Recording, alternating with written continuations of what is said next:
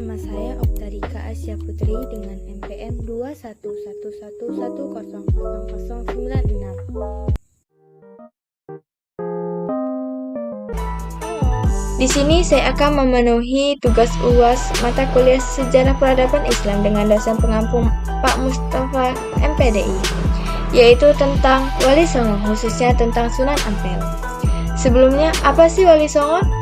Nah, Wali Songo adalah 9 wali menyebarkan ajaran Islam di daerah masing-masing dengan mendekatkan diri kepada masyarakat melalui strategi budaya, pernikahan maupun pendidikan. Setiap Wali Songo dipanggil dengan sebutan Sunan yang berasal dari susunan, yaitu sebuah sebutan dari orang-orang yang dihormati. Wali Songo memegang peranan penting dalam proses Islamiyah di Indonesia, khususnya di Pulau Jawa. Penyebaran agama Islam di Jawa tersebut terjadi saat keruntuhan Kerajaan Majapahit yang disusun dengan berdirinya Kerajaan Demak. Sedangkan nama-nama Wali Songo yaitu yang pertama Maulana Malik Ibrahim, yang kedua Sunan Ampel, yang ketiga Sunan Bonang, yang keempat Sunan Derajat, yang kelima Sunan Giri, yang keenam Sunan Kalijaga, yang ketujuh Sunan Kudus, yang kedelapan Sunan Muria, yang kesembilan Sunan Gunung Jati. Di sini saya akan menjelaskan biografi dan sejarah penyebaran Islam dari salah satu sunan atau salah satu Wali Songo, yaitu Sunan Ampel.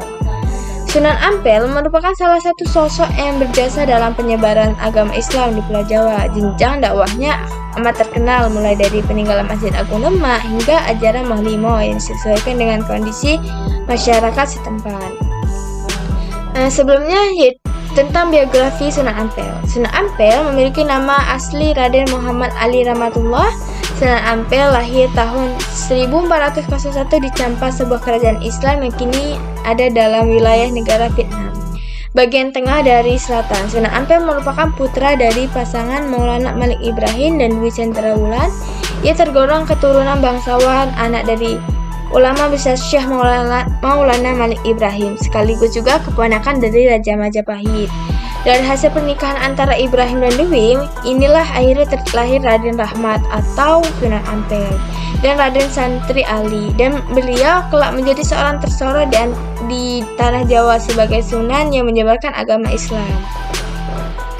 Beliau memilih pindah ke daerah Jawa Timur. Masyarakat sekitar memanggilnya Raden Rahmat. Ada banyak peninggalan dari Sunan Ampel yang bisa kita jumpai sampai saat ini, yaitu salah satunya yaitu Masjid Agung Demak yang didirikan bersama dengan Raden Patah yang merupakan raja pertama dari Kesultanan Demak. Yang selanjutnya yaitu strategi dakwah yang digunakan Sunan Ampel. Sunan Ampel termasuk salah satu pendakwah yang sangat cerdas karena beliau memiliki beragam cara dalam berdakwah. Beliau seolah tidak pernah kehabisan akal dalam berdakwah. Beberapa cara berdakwah Sunan Ampel yaitu yang pertama, 5 ajaran dasar yang diajarkan Sunan Ampel. Ada 5 ajaran dari Sunan Ampel yang sangat populer di Jawa, yakni Mohlimo. Mohlimo dalam bahasa Jawa memiliki arti moh yang berarti tidak mau, dan limo yang artinya 5. Arti dari Mohlimo itu yaitu yang pertama, moh main, artinya tidak berjudi; moh ngombel, artinya tidak mabuk; moh maling, artinya tidak mencuri; moh madet, artinya tidak menghisap candu atau obat-obatan; moh madon, yang artinya tidak melakukan zina. Penetapan ajaran dasar ini bukan tanpa alasan.